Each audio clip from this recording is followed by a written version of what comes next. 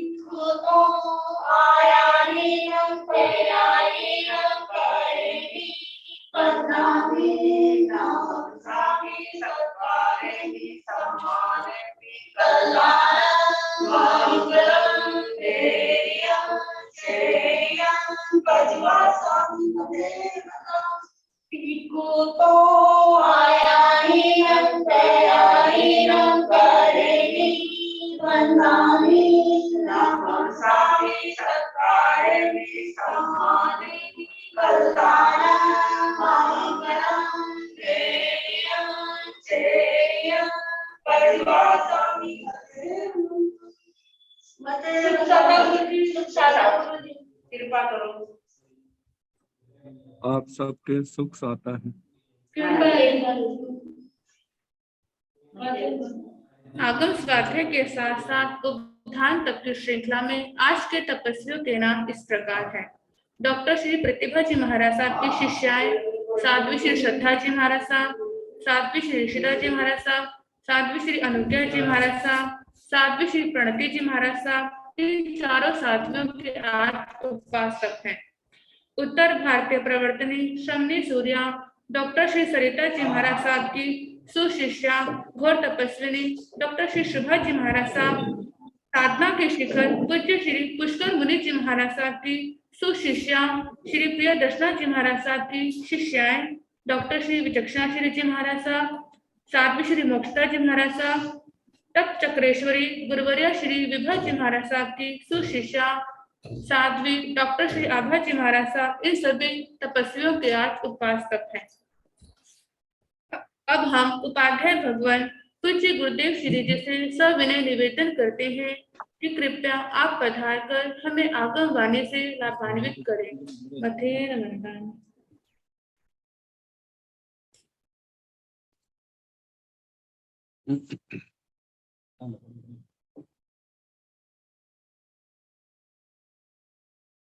नमो हरिहंसाण नमो सिद्धाण नमो आयर्याण नमो ओवधायाण नमो लोये सवसाहुण एसो पंच नमो पादो सव पाव सनासनो मंगलानंत संदेशे परमं हवाई मंगलम।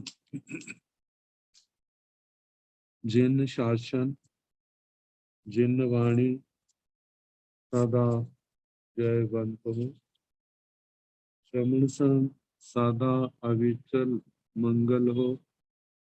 मुक्ति को प्राप्त श्रमण भगवान महावीर स्वामी, उनकी परम पावन कल्याणी भागवती वाणी वाचक प्रमुख श्री इंद्र भूति गौतम आदि गंधर्व भगवान युग प्रधानाचार्य परम पूज्य श्री सुधर्मा स्वामी जी महाराज, उनकी परम पावन पाठ परंपरा वर्तमान आचार्य ध्यान योगी परम पूज्य श्री शिव मुनि जी महाराज एवं गुरुजन सबके पावन चरण सरोजों में मेरा अनंत अनंत वार वंदना नमस्कार। आगम परिषद में विराजमान श्रेष्ठ मुनिराज, अन्य मुनिवृंद, परम आदरणीय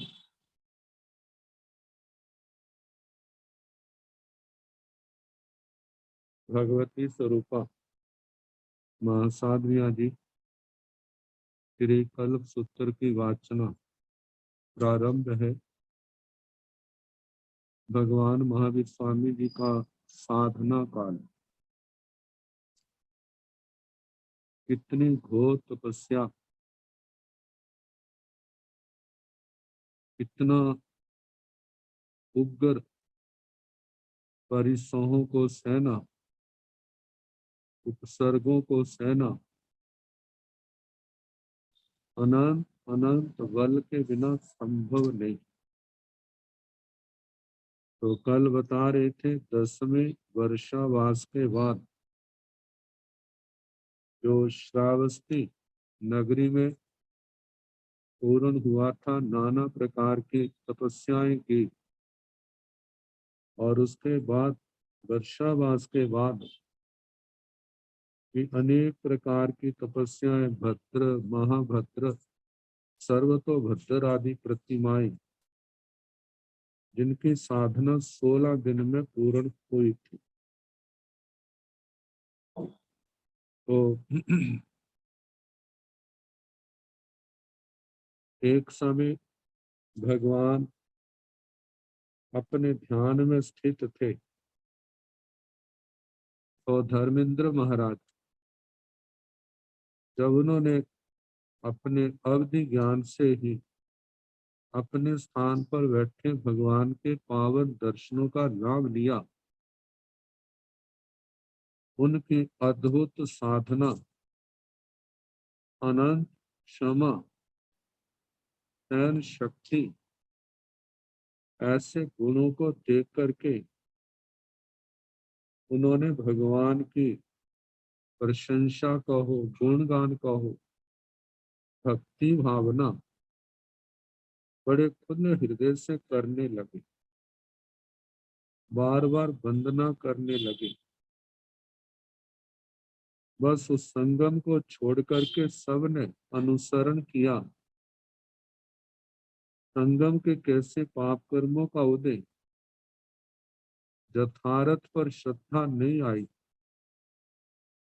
और भगवान को अपनी साधना से गिराने के लिए प्रतिज्ञा करके चल पड़ा।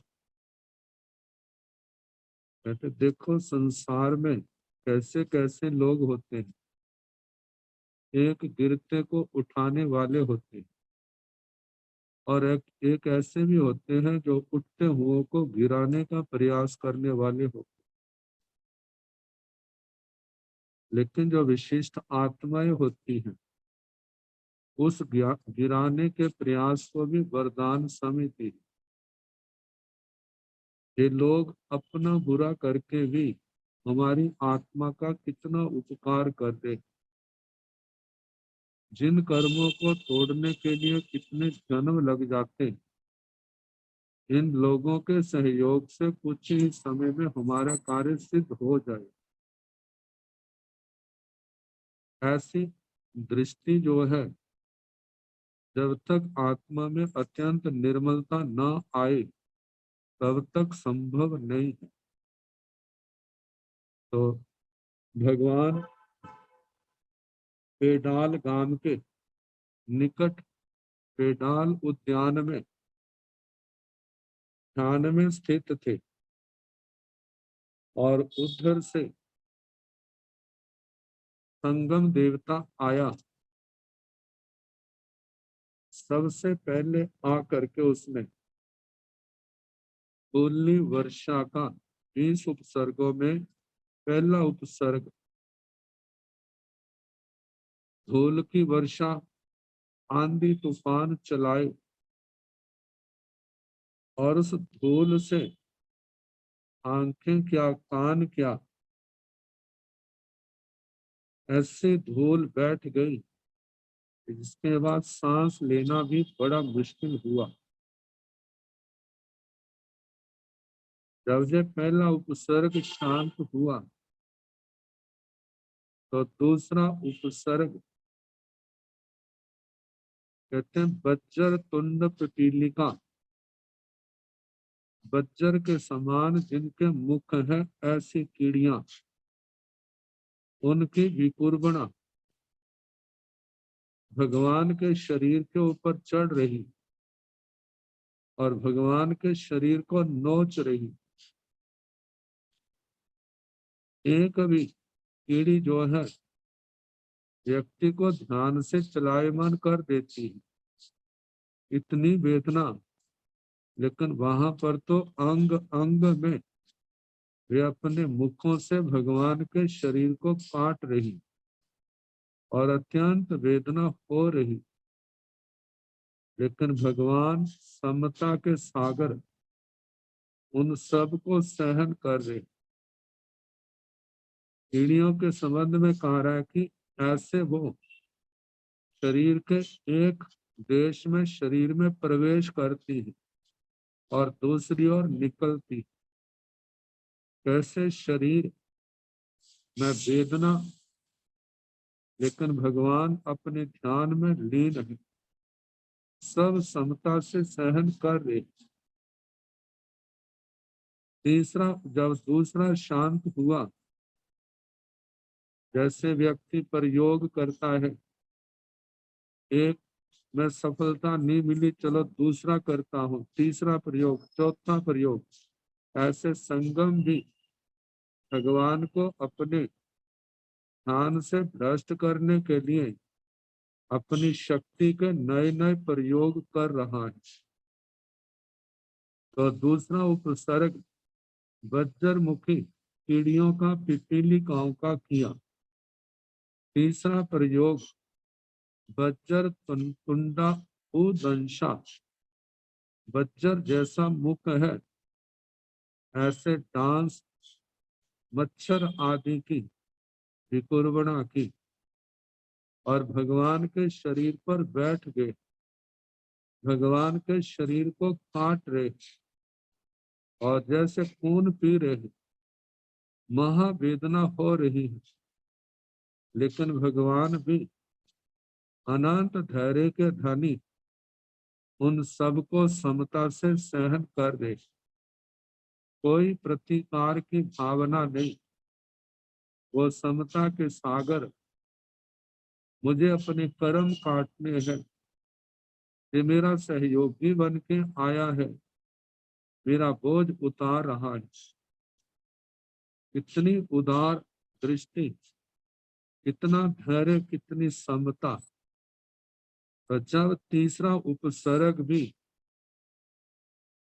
उसके द्वारा भगवान को चलायमान नहीं कर सका और चौथी ओर ध्यान आया, तीक्ष्ण तुंडा घृतेली का, तीखे मुंह वाली ऐसे छिपकलियां होती हैं, उनके द्वारा उपसर्ग दिया है।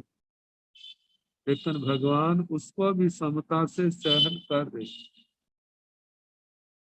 मानो जन्म जन्म की कर्म की मैल जो आत्मा के ऊपर जमी हुई है और जे लोग आ करके उसको बड़े प्रयास से उसको उखाड़ रहे, भगवान की निर्जरा में सहयोग दे रहे।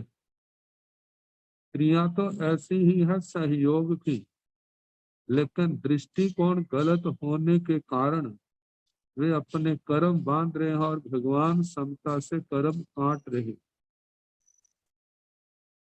पांचवा उपसर्ग वृश्चिक वृश्चिक बिच्छुओं की विकुर्बणा की। जब चौथे प्रयोग में सफल नहीं हुए तो बिच्छुओं का उपसर्ग, बिच्छू ऐसे जैसे चिपक जाते हैं, आगे से भी काटते हैं और पीछे डंक मारते हैं। कहा जाता है बिच्छू का काटा, बिच्छू का जहर। जब जहर अंदर जाता कितनी जलन, कितनी वेदना होती, लेकिन भगवान उसको भी समता से सहन कर रहे। छठा उपसर्ग नकुल नेवलों का किया। नेवले आ रहे हैं, भगवान के शरीर को काट रहे, अनंत वेदना हो रही, लेकिन भगवान समता से उसको भी सहन कर रहे। कहा जाता है कर्म बांधने तो बड़े आसान होते हैं, लेकिन उनको भोगना आसान नहीं होता, मुश्किल होता है। लेकिन ऐसे वीर आत्मा उन सब को बांधते हैं तो उनको समता से सहन भी करते। छठा उपसर्ग नेवलों का भी भगवान ने सहन किया। जब वो संगम नेवलों के द्वारा ध्यान से चलायमान करने में सफल नहीं हुआ तो उसने सातवां उपसर्ग में सर्पों की विकुर्बणा की। सर्पों के द्वारा उपसर्ग दिया। सर्प आते हैं, शरीर पर चढ़ते हैं, अंग अंग में भगवान को काट रहे हैं, महावेदना हो रही है, लेकिन भगवान शांत है। आठवां उपसर्ग मूषका चूहों का, वो भी आ करके भगवान को काटते हैं, मल विसर्जन करते हैं, जिसके कारण से भगवान को बड़ी असाता वेदना का अनुभव हो रहा है, लेकिन वो भी सब समता से सहन कर रहे। आगे नौवां उपसर्ग हाथियों का, दसवां हथनियों का। ये आते हैं भगवान को अपने सूंड से, अपने दांतों से, जैसे दांतों को शरीर में चुभोना, अपनी सूंड से उठाना, आकाश में फेंकना, फिर नीचे जब गिरे तो कहा जाता है नीचे अपने दांत कर देना। वो दांत जो है शरीर के जैसे आर पार होते हैं, फिर भगवान को लेकर के पैरों के नीचे मसलना, ऐसे महावेदना की उदीरना कर दे, लेकिन भगवान इन सब को समता से सहन कर रहे हैं। तो ये नौवां दसवां हाथी और हथनियों का उपसर्ग। 11वां उपसर्ग पिशाच का है।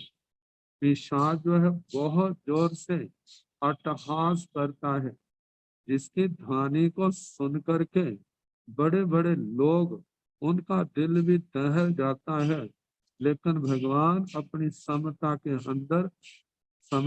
अंदर लीन है। अरे जे तो अनंत उपकारी, मेरी कर्मों के बंधनों को काटने में सहयोग दे रहे हैं। जे रोष के पात्र नहीं, जे तो रोष के स्थान पर इसको शाबाश कह देते हैं, अनुमोदना धन्यवाद के पात्र हैं। तो भगवान ने 11वें उपसर्ग को भी समता से सहन किया। जब जहां पर भी संगम को सफलता नहीं मिली तो 12वें उपसर्ग में उसने बाघों की विकुर्बणा की, और वो आते हैं अपने दांतों से, अपने नाखूनों से भगवान के शरीर का विदारण करते हैं। जगह जगह दांतों से, नाखूनों से शरीर को काटते हैं। शरीर जैसे खून से लथपथ हो जाता है, ये सारा दिखाई देता है, लेकिन ये सारी देव माया जैसे उपसर्ग हटता है, और शरीर फिर वैसे का वैसा हो जाता है। तो कहा जाता है महावेदना काटने से, विदारण करने से हो रही है, लेकिन भगवान इसको भी समता से सहन कर रहे हैं। 13वें उपसर्ग में जब 12वें में सफलता नहीं मिली तो आत्मा उनके आगे राजा सिद्धार्थ, महारानी त्रिशला भगवान के माता पिता की विकुर्बणा की है। विकुर्बणा में जैसे वृद्धावस्था में दिखाते हैं, वो चिल्ला रहे हैं, रो रहे हैं।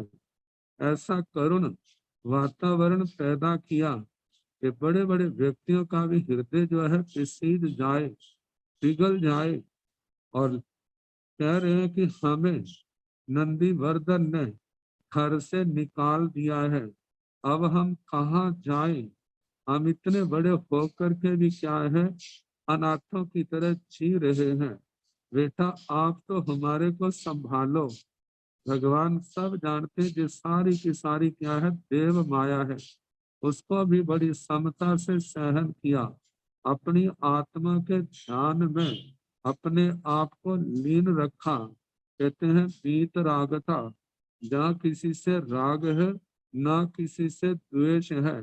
ऐसे ही प्रसंग तो आत्मा की राग द्वेष से कितना ऊपर उठे हैं, जहाँ पर एहसास होता है।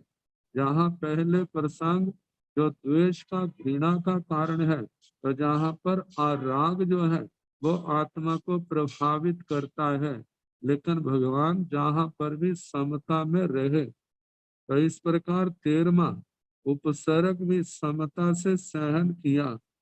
14वां उपसर्ग स्कंदावार की विकुर्बणा, जैसे सेना का शिविर है और उसके अंदर अनेक लोग वहां पर है, अपना भोजन बनाने का प्रयास करते हैं।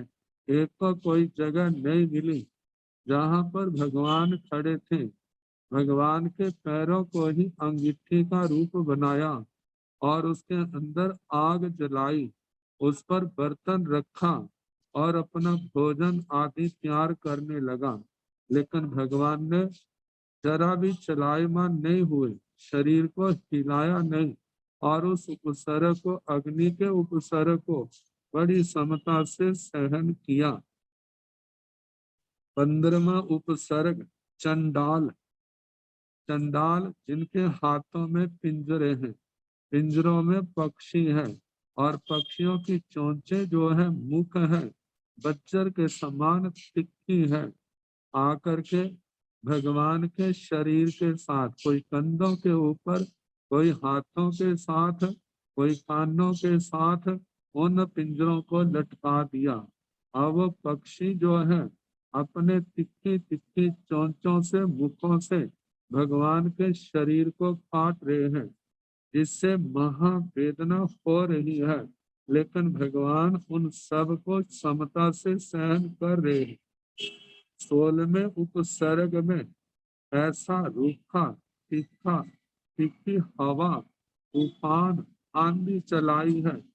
कहते हैं जो बड़े बड़े पर्वतों को भी हिला दे, ऐसे ही वो हवा भगवान को ऊपर उठाती है और नीचे गिर देती है, फिर ऊपर उठाती है, ऊपर से नीचे गिर देती है। महावेदना हो रही है, लेकिन समता से भगवान उस सब को सहन कर रहे हैं। 17वें उपसर्ग में कलिकावात। कलिकावात जो गोलाकार घूमती है, ऐसे वो घूम रही है, और भगवान को भी उसने चक्कर के समान घुमाया है, लेकिन भगवान समता की मूर्ति उन सब को समता से सहन कर रहे। 18वां उपसर्ग काल चक्कर का है। कहते हजार भार प्रमाण ऐसा विशाल वो चक्कर मेरु पर्वत, मेरु की चूलिका के ऊपर ऊपर गिरा जाए तो वो भी क्या हो जाए, कण कण करके बिखर जाए। जब भगवान के ऊपर उसने गिरा है तो कहा जाता है आ जानू घुटनों तक जब वो सिर के ऊपर पड़ा तो घुटनों तक शरीर जो है भगवान का जमीन में धंस गया, लेकिन भगवान अपने धैर्य से जरा भी चलायमान नहीं हुए। महावेदना तो हुई है, लेकिन उसको समता से सहन किया। उन्हें अपने ध्यान में स्थित हुए। 19वां उपसर्ग जो है रात के अंदर सुबह की विकुर्बणा की, और विकुर्बणा करके कहने लगे, ये आर्य सूर्य निकल गया है, अब आप भोजन आदि ग्रहण कर ले। लेकिन भगवान अपने ज्ञान के नेत्रों से जानते हैं कि ये सारी माया है। जहाँ पर अभी रात्रि है, सुबह नहीं हुई है, उस उपसर्ग में भी वह जरा भी भ्रमित नहीं हुए। 20वें उपसर्ग में देव रिद्धि की विकुर्बणा की, विकुर्बणा करके कहने लगे, हे महर्षि, मैं आपकी साधना से बड़ा प्रसन्न हूँ, आप वर मांगो, कहो तो मैं आपको मोक्ष भी प्राप्त करा सकता हूँ, कहो तो मैं इसी शरीर के साथ स्वर्ग में ले जा सकता हूँ। जब इसमें भी भगवान क्षुब्ध नहीं हुए तो इसी के अंतर्गत उसने देवांगनाओं की विकुर्बणा की है। विकुर्बणा करके नाना प्रकार का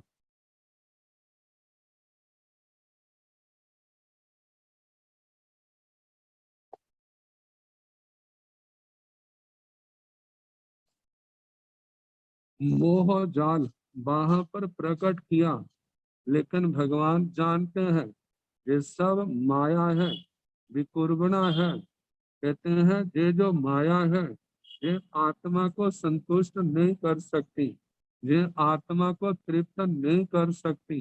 ये तो माया है। देवलोकों के दिव्य सुख भी इस आत्मा ने अनंत बार भोगे हैं। जब तब भी आत्मा की तृप्ति नहीं हुई तो इससे आत्मा की क्या तृप्ति होनी है। हमें इन प्रसंगों में उलझना नहीं है। हमें अपने आत्मा के स्वरूप में लीन होना है। हमने अपने मार्ग पर चलना है। हमें अपने कर्म क्षय करके अपने लक्ष्य की ओर बढ़ना है। तो इस प्रकार 20वें उपसर्ग से भी भगवान की आत्मा जरा अंश मात्र भी विचलित नहीं हुई। तो कहा जाता है अब ये सारी रात वर जे 20 इतने बड़े बड़े उपसर्ग दिए। सामान्य व्यक्ति जो है एक बात एक से भी वो विचलित हो, उसका जीवन समाप्त हो सकता है। लेकिन भगवान अनंत धैर्य के धनी, निरुपक्रमी आयु के स्वामी, अब उन्होंने सब कुछ समता से सहन किया।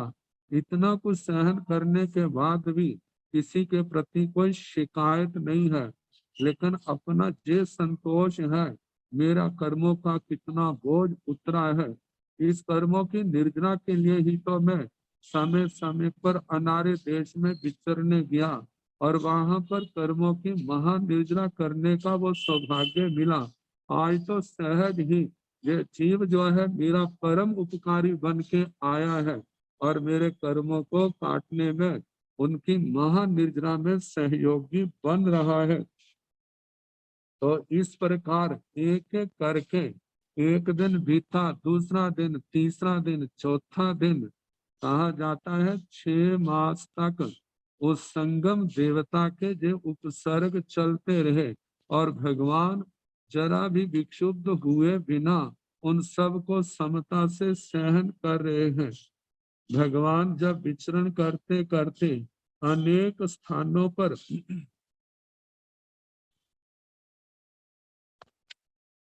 गांव गांव में जाते हैं तो कहा जाता है जैसे शिकारी कुत्ता अपने मालिक को नहीं छोड़ता, उसके इशारों पर चलता है, ऐसे ही वो संगम देवता भी भगवान के उपसर्ग देने में कहीं पर भी पीछे हटता नहीं है। कहीं पर लोगों के सामने उनको चोर सिद्ध किया।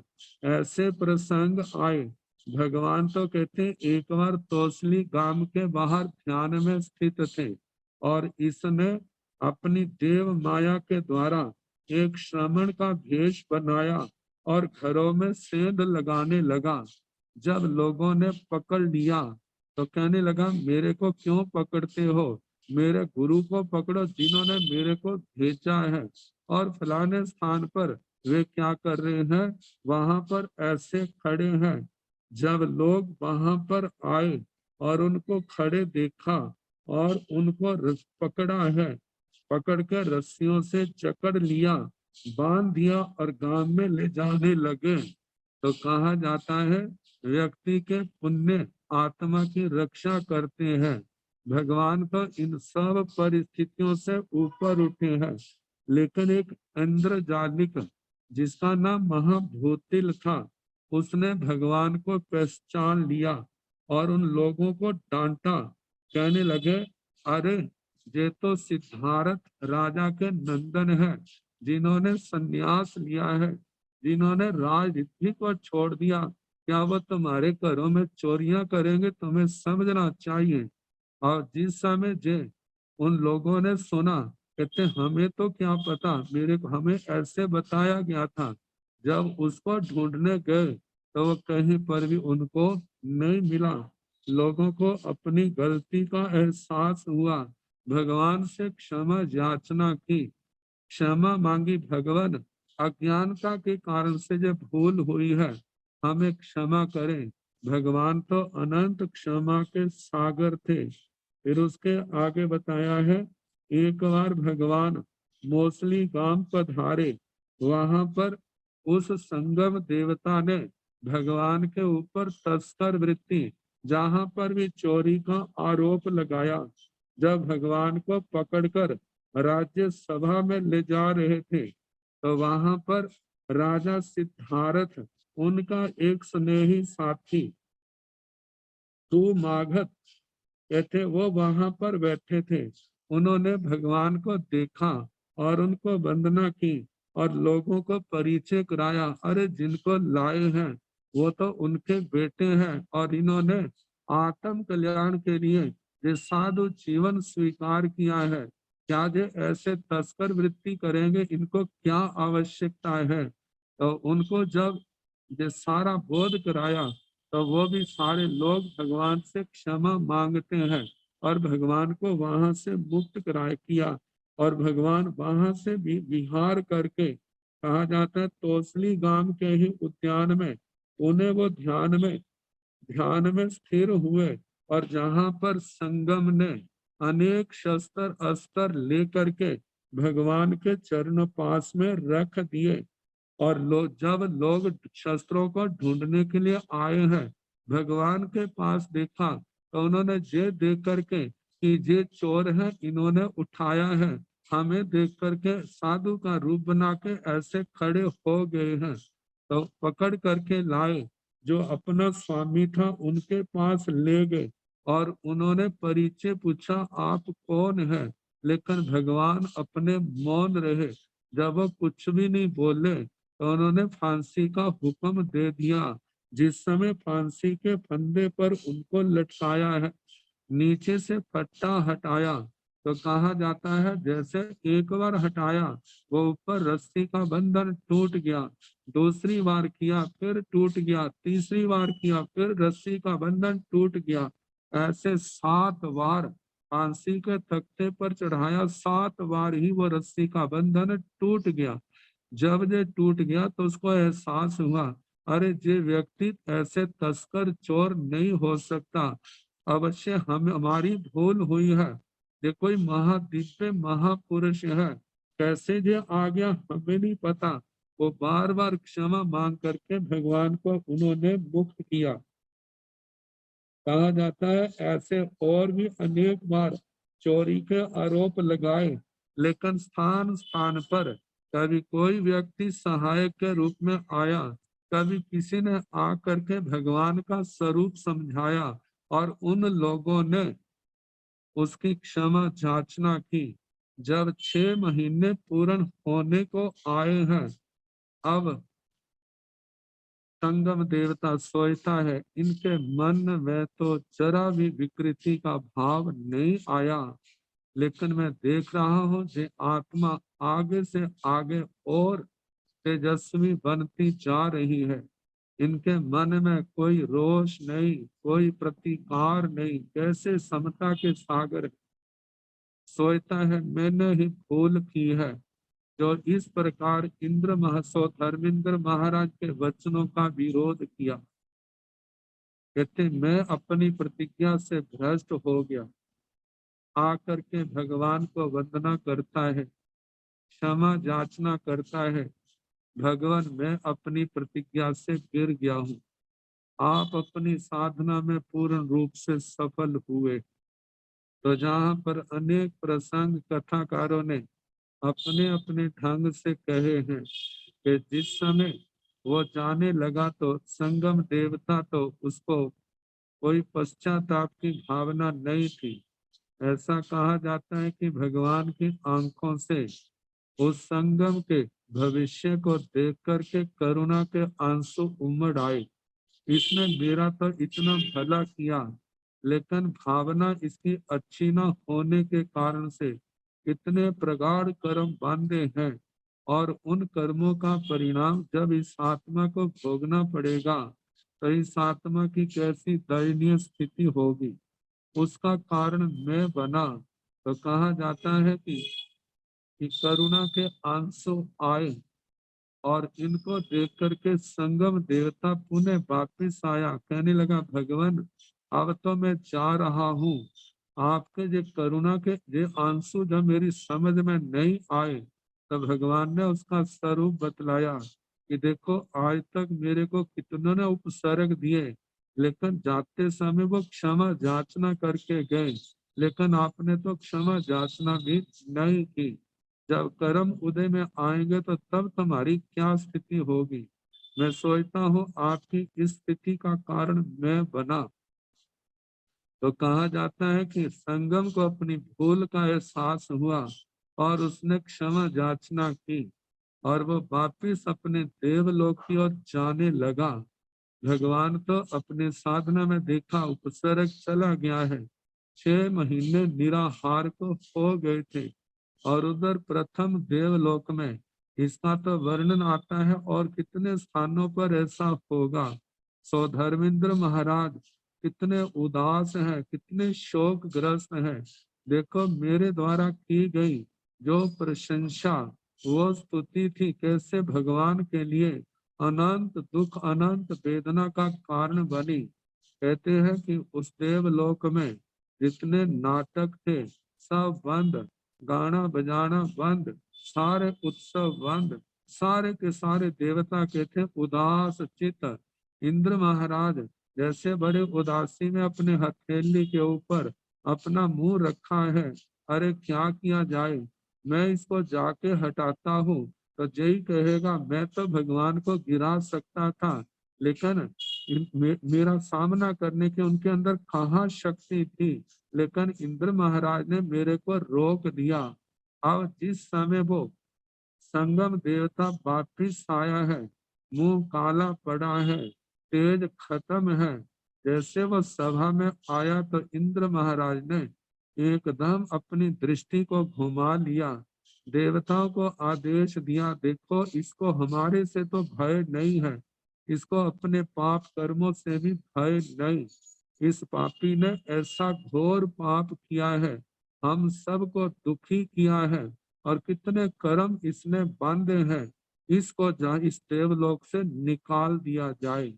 तो कहा जाता है इंद्र महाराज के रक्षक देवों ने उसकी मार उसको मारना पीटना प्रताड़ना करके उस देवलोक से निकाल दिया है।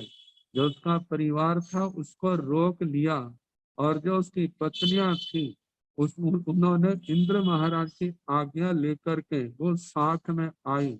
और कहा जाता है मेरु पर्वत के ही किसी एक हिस्से में उस देवता का निवास है। तो 2 सागरोपम की आयु जिसमें से एक सागरोपम आयु बीत गई थी, एक सागरोपम शेष है, और वो अपना वहां पर समय व्यतीत कर रहा है। और इधर जब देखा कि उपसर्ग चला गया है, भगवान भिक्षा के लिए ब्रज गांव में पारने के निमित्त आए और एक ग्वालन वत्स पालक आया है, वृद्धा ने बड़ी प्रसन्नता से भगवान को खीर का भोजन बहराया और भगवान ने उससे पारना किया है। 5 दिव्य प्रकट हुए हैं। भगवान अनंत धैर्य के धनी एक स्थान से दूसरे स्थान पर विहार कर रहे हैं। कहते हैं ब्रज ग्राम से आलम्बिया, श्वेतांबी, श्रावस्ती, कौशाम्बी, वाराणसी, राजगृह, मिथिला आदि इन नगरों को पावन करते हुए भगवान वैशाली में पधारे और वहां पर समारोह उद्यान में बलदेव के मंदिर में वहां पर उन्होंने 11वां चौमासा किया। और वो चौमासा सारा चतुर्मासिक तप की आराधना की। मतलब चौमासे में फिर पहले तो 6 महीने की उपसर्ग के समय तपस्या हुई थी और उसके बाद भी तपस्या चलती रही है। तो जहाँ पर फिर चतुर्मासिक उन्होंने तप किया। कहा जाता है जब चौमासा पूर्ण होने को आया तो उस नगर में एक जीर्ण श्रावक, जिन दत्त श्रावक रहता था। समय की बात, पहले तो धनाढ्य था, पुण्य प्रकृति क्षीण होने के कारण से सब साधन लुप्त हो गए, नुकसान होता गया। लेकिन धर्म भावना बहुत, रोज भगवान के चरणों में प्रार्थना करता, भगवान जे लाभ पारने का मुझे देना, रोज प्रार्थना करता। लेकिन जब पारने का दिन आया तो कहा जाता है उस जीर्ण श्रावक के घर, जो जीर्ण वो सेठ इस नाम से प्रसिद्ध हो रहे थे, उसके घर न जा करके कोई अभिनव नया नया सेठ बना था जिसके संबंध में जिसका नाम पूर्ण था। अब उसको कोई पहचान नहीं। अब जब भगवान पधारे तो अपनी दासी को कहा कि इनको भोजन दे दो, बड़ी लापरवाही से। तो उसने कुलथ के बाकुले जो है भगवान को बहराए। और कहा जाता है जब भगवान ने पारना किया 4 महीने की तपस्या का, तो 5 दिव्य प्रकट हुए जिनको देख करके उस सेठ को एहसास हुआ कि मैंने गलती की। इतने बड़े संत मेरे द्वार पर आए लेकिन मैंने कोई भक्ति भाव नहीं किया। अब भगवान को पारना करके चले गए हैं। तो कहा जाता है कथा कहानियों में लोगों में चारों ओर उस पूर्ण सेठ की प्रशंसा होने लगी कि भगवान का इनके घर पारना हुआ है। और वो चीरण सेठ, वो श्रावक जिनके संबंध में कहा जाता है रोज भावना भाता था, बड़ी उत्तम श्रेष्ठ भावना थी। जब उसको देव दुंदुभी सुनाई दी तो सोचने लगा कि बंजर भूमि में बरसात नहीं होती, ऐसे ही मेरे पुण्य नहीं है। जे लाभ किसी और पुण्यवान को मिला लेकिन मैं उससे वंचित हो गया। कथाकार तो जहां तक कहते हैं यदि 2 घड़ी उसको ये समाचार ना मिलता तो उसके परिणाम इतने उत्तरोत्तर उत्तरोत्तर वर्धमान थे कि वह केवल भी हो जाता, केवल ज्ञान पा लेता। लेकिन जल्दी समाचार मिल गया जिसके उसकी भावनाओं में निराशा छा गई। तो कहा जाता है इस प्रकार उस समय आचार्य श्री केशी श्रवण जी महाराज जब उस नगर के बाहर पधारे तो लोग कहने लगे भगवान वो व्यक्ति कितना भाग्यशाली है जहाँ पर भगवान महावीर स्वामी की तपस्या का पारना हुआ है। तो कहा जाता है आचार्य श्री केशी श्रवण जी महाराज ने कहा उससे भी भाग्यवान इस नगर के अंदर है। उसको तो केवल इस लोक का द्रव्य मिला है, लेकिन वह जीर्ण श्रावक जो है उसने 12वें देवलोक की आयु का बंद किया है, जिसने ऐसी श्रेष्ठ ऐसी उत्तम भावनाओं से अपनी आत्मा को भावित किया। तो कहा जाता है इस प्रकार भगवान वहां से विहार करके सुनसुमारपुर में पधारे। वहां पर चमरेंद्र महाराज, जब भगवान ने भिक्षु की 12वीं प्रतिमा स्वीकार की, जहां पर चमरेंद्र महाराज, जिन्होंने पहले देवलोक में उत्पात किया था और सौधर्मेंद्र महाराज के बज्जर से बचने के लिए भगवान के चरणों में स्थान पाया था। जब 10 अक्षरों का वर्णन हुआ था तो उस समय ये प्रसंग सुनाया था। तो भगवान वहां से भोगपुर नंदीग्राम मेढी ग्राम में पधारे, जहां पर भी उनके जीवन में अनेक प्रकार के उपसर्ग आते रहे और भगवान उनको समता से सहन करते रहे। 11वें चौमासे के बाद कहा जाता है भगवान ने पो महीने की कृष्ण पक्ष की एकम को एक घोर अभिग्रह किया। जो घोर अभिग्रह वर्तमान में 13 बोलों का कहा जाता है, लेकिन प्राचीन आगमों की व्याख्याओं में चरित्रों में जिसको इस प्रकार कहा है, कहते वो घोर अभिग्रह भगवान ने कैसा किया? 4 प्रकार से, द्रव्य से, क्षेत्र से, काल से और भाव से। आवश्यक चूर्णी में आचार्य श्री जिनदास गणी महतर जी ने उन भावों को इन शब्दों से प्रकट किया है। दब्ब तो कुम मासे सुप कोणेण हिताओ एलुगम भिखम्ब इत्ता कालो नियतेषु भिक्षाय रेषु भावतो जदि राय धुया दासतं पत्ता नियल परिबद्धा मुंडिय शरीरा रोय माणी अभत्तठिया एवं कपति शेषम न कपति कालोयो कोष बहुलो पाड़ी बहु। तो कहा जाता है कि द्रव्य से जो भगवान ने अभिग्रह किया कि द्रव्य से कुल माश हो, वो सूरप कोण जिसको छाज कहा जाता है, जिससे धान्य छांटा जाता है, उसके एक कोने में पड़े हो और क्षेत्र से दहलीज के ऊपर हो, एक पैर दहलीज से अंदर हो और एक पैर दहलीज से बाहर हो। और काल से जिस समय सारे भिक्षु लोग भिक्षाचर भिक्षावृत्ति लेकर के भिक्षा लेकर के जा चुके हो, भाव से जिनसे लेना है वह राज दुहिता हो, राजपुत्री हो और वो दास भाव को प्राप्त हो। नियल बद्धा जो जिसके पैर बेड़ियों से बंधे हुए हैं। मुंडियो शरीरा जिसका सिर मुंडा हुआ हो, सिर के ऊपर कोई बाल ना हो। कहा रोय माणी वह रो रही हो और उसके साथ अभत्तठिया वह निराहार हो। तो जहां पर तो इन्होंने अभत्तठिया कहा है, निराहार हो, कितना वो निराहार है, इसके संबंध में आचार्य श्री जिनदास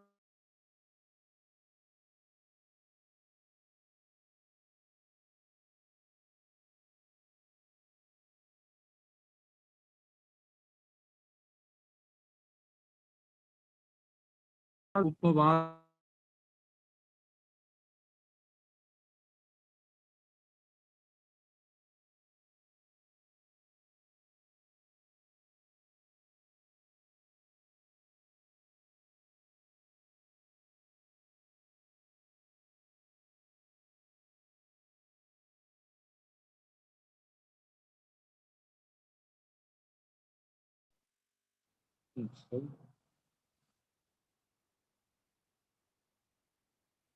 एवं कपति शेषम ने कपति, यदि इस प्रकार मेरे को भोजन मिलता है तो मैं ग्रहण करूंगा, अन्यथा नहीं करूंगा। तो इस प्रकार को महीने की कृष्ण पक्ष की प्रतिपदा को भगवान ने जो वो अभिग्रह स्वीकार किया। स्वीकार करने के पश्चात रोज भिक्षा को जाते हैं। जहां पर प्रश्न करने वाले कई उठाते हैं, कई प्रश्न उठा देते हैं। जहां प्रश्न है वहां पर समाधान भी है।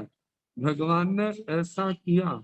जहां तक अपना चिंतन है, विचार है, ऐसा संभव है ध्यान अवस्था में ऐसा दृश्य भगवान के ध्यान में उभरा हो, और उसी जीव के उद्धार के लिए भगवान ने जो घोर अविग्रह धारण किया। अब रोज भिक्षा वृत्ति अपने समय पर भिक्षा के लिए जाते हैं। कहा जाता है भगवान चार ज्ञान के धनी है। उनको तो पता है भिक्षा लेनी मिलेगी या नहीं मिलेगी।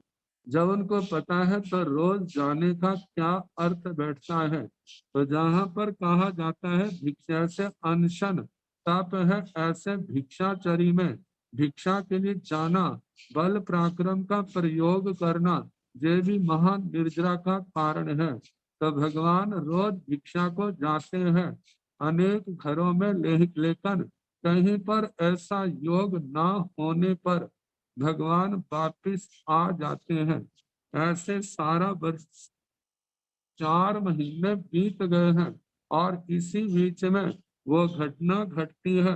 शतानिक राजा दधि वाहन के ऊपर आक्रमण करता है, जिसमें वो दधि वाहन पराजित हो जाता है, और राजा ने वहां पर लूटपाट के लिए खुली छूट दे दी है।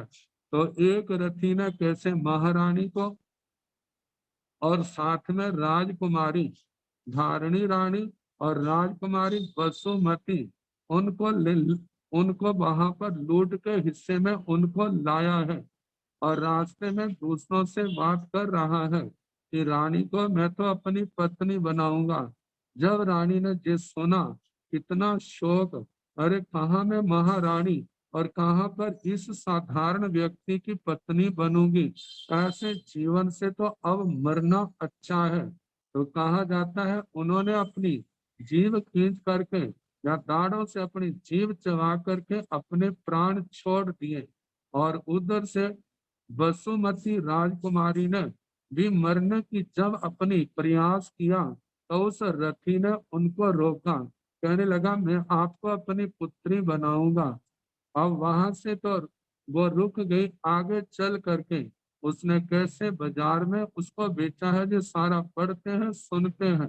धन्ना सार्थवा ने जब ये देखा तो सोचा बड़े ऊंचे खानदान की लड़की लगती है, मुसीबत में गिरी है, मेरे को सहयोग करना चाहिए। अब इसलिए उसने जितना दाम मांगा दे दिया और बेटी बना करके घर ले आया। वहां पर उस बच्ची का नाम वसुमती के पूछा है आपका नाम क्या, लेकिन उसने बताया नहीं। आप कहाँ से आई है कुछ भी बताया नहीं। जो भी बात पूछी मौन रही। लेकिन उनकी प्रकृति, उनका स्वभाव अत्यंत मधुर शीतल देख करके उस सेठ ने उस बच्ची का नाम जो है वो चंदन वाला रखा। तो कहा जाता है किसी समय सेठ बाहर से आए थे, उनके पैर धुलाने के लिए कोई और व्यक्ति नहीं था, तो चंदन वाला ने पानी लेकर के उनके पैरों को धोना शुरू किया। जब वो धो रही थी तो कुदरती ऐसी घटना हुई, उनके सिर के बाल जमीन पर गिर पड़े। तो सेठ ने अपने हाथों से उनको उठाया, और इस दृश्य को मूला सेठानी ने दूर से देखा, एकदम चित्त शंकाग्रस्त हो गया। सेठ को तो कुछ कह नहीं सकती थी। अब वो सोचती है जो मेरी प्रतिद्वंदी बनेगी, इसके आगे मैं तो दासी का भी रूप नहीं हूँ। ऐसा है समय से पहले ही इसको रास्ते से हटा दिया जाए। जब कभी सेठ बाहर गया था तो उसने जो दशा बताई कि उसका सिर मूंद दिया, हाथों में हथकड़ियां, पैरों में बेड़ियां आदि डाली और भौरे में बंद कर दिया। जितने दास दासियां थी उनको कहा कोई भी इसके संबंध में बोला तो उसको उसको मृत्यु की सजा उसको छोड़ूंगी नहीं। अब ऐसे करते करते वो तो अपने पीहर के स्थान चली गई। सोचती भूखी अपने आप तड़प तड़प के मर जाएगी, मेरे रास्ते का कांटा साफ हो जाएगा।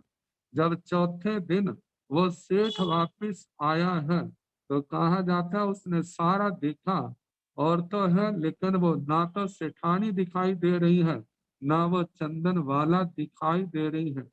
चारों ओर ढूंढा, कोई पता नहीं चला। जब दास दासियों से पूछा, वो भी सारे मौन है। जब उस सेठ ने उनको मौत का भय दिखाया, तो एक वृद्धा दासी ने कहा, चलो मैं मरती हूं तो कोई बात नहीं, उस बच्ची का जीवन बचना चाहिए। और उसने सारी बात कही। अब जिस समय सेठ को पता चला, बड़ा मानसिक शोक हुआ। उस भौरे के स्थान में गए हैं, तो देखा ईंटों से बंद किया है। उस स्थान को खुलवाया है और वहां से दहलीज तक लाए हैं। कहते, बेटा, जहां पर और तो कुछ नहीं, वो बाकुले थे उबले हुए, जो पशुओं के लिए थे। चलो इससे कुछ पारना कर, और उसके बाद मैं लोहार से आपकी बेड़ियां आदि जो है इनको कटवाऊंगा, और उसके बाद सारी व्यवस्था करूंगा। अब सेठ तो लोहार को बुलाने गया है। अब हाथ में वो सूप, छाछ में वो भोजन बाकुले है। दहलीज पर बैठी है, एक हाथ एक पैर अंदर है, एक बाहर है। कहा जाता है उस समय अपनी स्थिति को देख करके पूरब के इतिवृत्त की और इतिहास की ओर ध्यान गया, और उसका धैर्य का बांध टूट गया, आंखों में आंसू आ गए। जब आंखों में आंसू आए तो वो रो रही है, क्या थी, कर्मों ने कहां से कहां पर हमारे को पटक दिया है, जहां पर किसी का क्या दोष। तो कहा जाता है कि वो 5 महीने 25 दिन भगवान के अभिग्रह के हो चुके थे। 26वां दिन, जो प्राय करके तिथियों के हिसाब से हम देखें तो ज्येष्ठ महीने की शुक्ल एकादशी बैठती है। तो कहा जाता है उधर से जब भगवान आए, तो जब भगवान ने देखा सारी बातें पूर्ण है, तो चंदन वाला जिसकी आंखों में आंसू आ रहे थे, रो रही थी, तो केवल इतना कहा, भगवान कब पाई, भगवान जी कुल माश आपको कल्पते हैं। तो भगवान ने अपना हाथ आगे फैला दिया। जैसे अपना हाथ आगे फैलाया है, उस आर्य चंदन वाला जी ने वो सूप में जितने साज में जितने भी बाकुले थे, भगवान के हाथ में डाल दी। भगवान का अभिग्रह पूर्ण हुआ। जैसा उन्होंने धारण किया था वैसा ही वैसा। और भगवान का पारना होने के साथ ही जितनी बेड़ियां हथकड़ियां थी, सब आभूषणों का रूप बन गई, दिव्य वेशभूषा से सज गई। और सिर के केश जो मुंडवाए थे, वो पहले से भी सुंदर तर, पहले से भी क्या हो गए, उसके केश बन गए। बिल्कुल देवता जो है वो पारना उत्सव एक प्रकार से मना रहे हैं। और वहां की जो सोने की मोहर की वर्षा हुई थी, जब राजा को पता चला है, राज परिवार आया और उन्होंने आदेश दिया कि ये ऐसे वर्षा हुई है, इसका मालिक मैं हूँ। जब वो ग्रहण करने लगा, तो इंद्र महाराज ने कहा, इसकी मालिक जो चंदना है, चंदना जिसको देगी उसी की जो धन राशि होगी। तो उसने कहा, मेरे धर्म पिता है, इसके मालिक वे हैं। और जब राज महारानी मृगावती आई है, उसने चंदना को देखा, पहचान लिया, ये तो मेरी बहन की बेटी है। प्रसंग काफी लंबा आता है। तो वहां पर धर्मेंद्र महाराज ने कहा था, इस बेटी की राजा जो है इनकी रक्षा करे, आने वाले समय में ये भगवान महावीर स्वामी को जब केवल ज्ञान होगा, ये उनकी प्रथम शिष्या होगी। तो इस प्रकार भगवान के जे और भीषण अविग्रह का वर्णन आता है। इसके साथ कई प्रसंग जो जुड़े हुए हैं, जो कथा साहित्य में भगवान के चरित्र में पढ़ने को देखने को मिल जाते हैं। तो इस प्रकार भगवान ने वहां से विहार किया।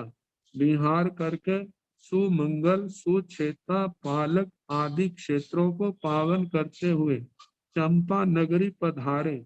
चंपा नगरी में 12वां चौमासा भगवान ने किया। तो इस चतुर्मास में भी भगवान ने चौमासी तप की आराधना की।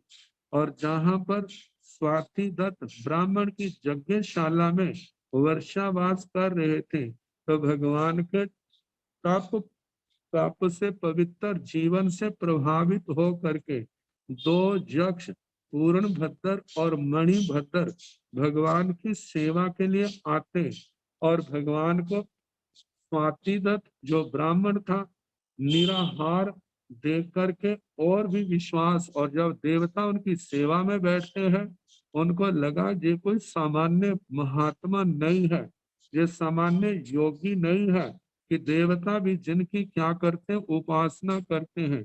एक बार श्रद्धा से अभिभूत हो करके भगवान के चरणों में आता है और उसने अपनी जिज्ञासाएं रखी। कहने लगा भगवान आत्मा क्या है? तो भगवान ने कहा जो मैं शब्द का वाच्य अर्थ है, जो हम कहते हैं मैं कहा ये जो है ये ही आत्मा है। कहते आत्मा का स्वरूप और लक्षण क्या है? तो भगवान ने कहा कि वह अत्यंत सूक्ष्म है, उसके अंदर वर्ण गंध रस स्पर्श नहीं पाए जाते, चेतना उसका लक्षण है, संवेदना उसका लक्षण है। तो कहने लगे वह सूक्ष्म क्या है? कहते जो इंद्रियों से जानना नहीं जाता। तो फिर उन्होंने कहा कि शब्द रूप गंध पवन के समान क्या हवा के समान सूक्ष्म समझा जाए? तो भगवान ने कहा ये तो इंद्रियों से ग्राह्य है शब्द रूप गंध आदि, लेकिन आत्मा इंद्रियों से ग्राह्य नहीं है। तो कहा जाता है क्या ज्ञान का ही नाम आत्मा है? तो भगवान ने कहा ज्ञान आत्मा का असाधारण गुण है। ज्ञान का आधार जो है वो आत्मा ज्ञानी है। ऐसे अनेक प्रकार की जिज्ञासाएं रखी उसने, स्वाति दत्त ब्राह्मण ने, और बड़ा संतोषजनक उत्तर पाया। आत्मा बड़ी प्रसन्न हुई। तो इस प्रकार भगवान ने 12वां चौमासा किया है। 12वें चौमासे के बाद भगवान ने विहार किया। मिंदिया ग्राम होते हुए 6 माणी ग्राम में पधारे और वहां पर भगवान ध्यान में अवस्थित हुए। उस ध्यान में भगवान को जो आखिरी उपसर्ग जो शतमस्त काल का है गवाले का, वो आता है। कैसे आता है, क्या होता है, इसके संबंध में कल जैसे अवसर होगा सुनाने का प्रयास किया जाए। नमो अरिहंताण, नमो सिद्धाण, नमो आयर्याण, नमो उदयाण, नमो लोये संसाहुण, एसो पंच नमो कारो सव पाव पणसण मंगलानंत संदेशिं परमं हवै मंगलम्। श्री चतारि मंगलम हरिहंता मंगलम सिद्धा मंगलम साहु मंगलम केवली पुनतो धम्मो मंगलम। चतारि लघुतम हरिहंता लघुतम सिद्धा लघुतम साहु लघुतम केवली पुनतो धम्मो लघुतम। चतारि शरणं प्रवज्ञामि हरिहन्ते शरणं प्रवज्ञामि सिद्धे शरणं प्रवज्ञामि साहु शरणं प्रवज्ञामि केवली पुनतं धम्मं शरणं प्रवज्ञामि।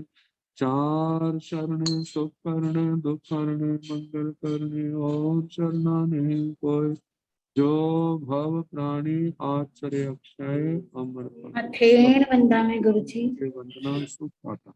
अथेन